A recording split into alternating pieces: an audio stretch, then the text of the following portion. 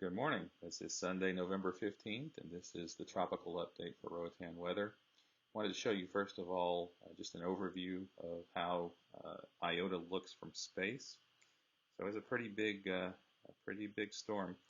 I looked up the distance from Kingston to Panama City. We're talking about 650 miles. So that's the diameter of the storm.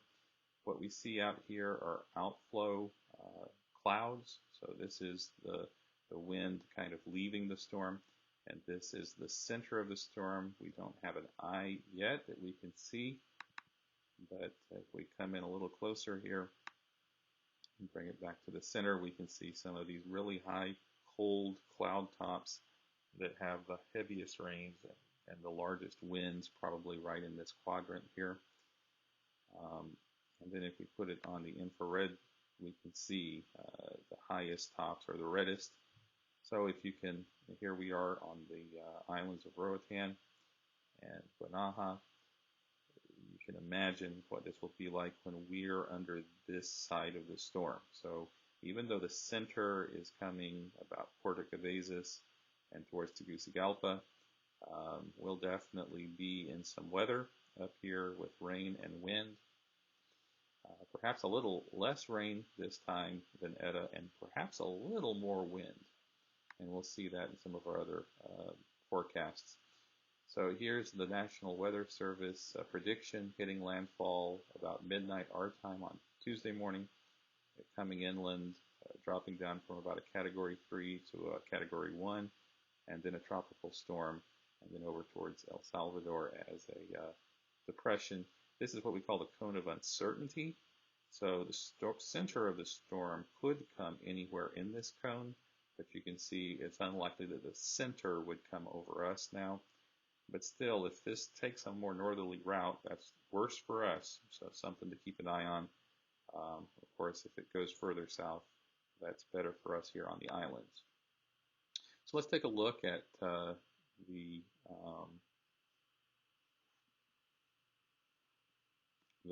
forecast track of the storm as we look at it on the European model. And you can see coming there across Puerto Cabezas and coming right towards the center of it, towards Tegucigalpa. But here, if I could stop it and show you the highest wind level we're looking at here, that would be Tuesday about noontime for us, and it's predicting in the 40 or low 40 knots, so upper 40 miles per hour wind speed. We come over here on the predicted satellite view, and it kind of like a bowling ball crashes into Central America. One thing I wanted to point out here is now, even though it shows the first rain bands hitting us about midnight on Tuesday morning, it doesn't mean we're not going to get any rain before then. As these clouds start to build, as you know, anytime on the island you can get a rain shower.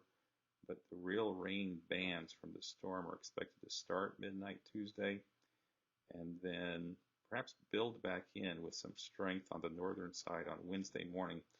I was hopeful that because this thing was going more southerly, that most of the rains would be here in southern Honduras, which was not affected as much by Eta. But because of the nature of hurricanes being counterclockwise, it's going to bring a lot of moisture on shore on the northern side. So the northern side looks like the rainiest side. So we're still talking about more rain on the north side. And something else that concerns me is we've talked about this trough coming down from the U.S., bringing us northerly winds. In the aftermath of the storm, it looks like we're still going to be on a boundary line there. So that could bring us more rain after Iota passes, and that would obviously be bad for the mainland, bringing more rain on top of what Iota had already brought. So here's another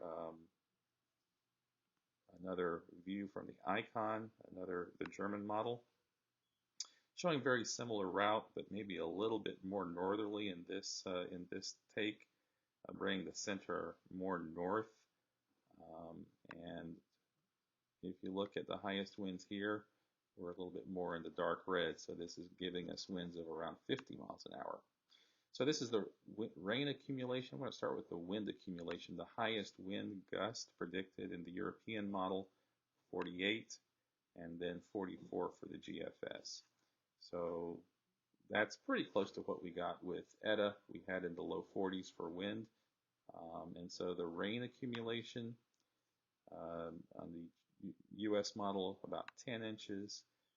Same about the European model in the next 10 days. Let's go back to the next 5 days, which is the storm itself. 6 inches for the European model and about the same for the GFS. So that would be a little less rainy if that were to come true. Of course, this is an estimate. You get under a rain band, you can very easily pick up 5 inches of rain in about 2 hours. So these can vary greatly depending on your location. And then for northern Honduras, we're talking 10 again to 15 inches of rain, which will be pretty bad for them. So that's the forecast. Let's be prepared and get ready for the main force of the storm to hit us Tuesday morning and bring us rain throughout the day, Tuesday and Wednesday. All right, have a good day.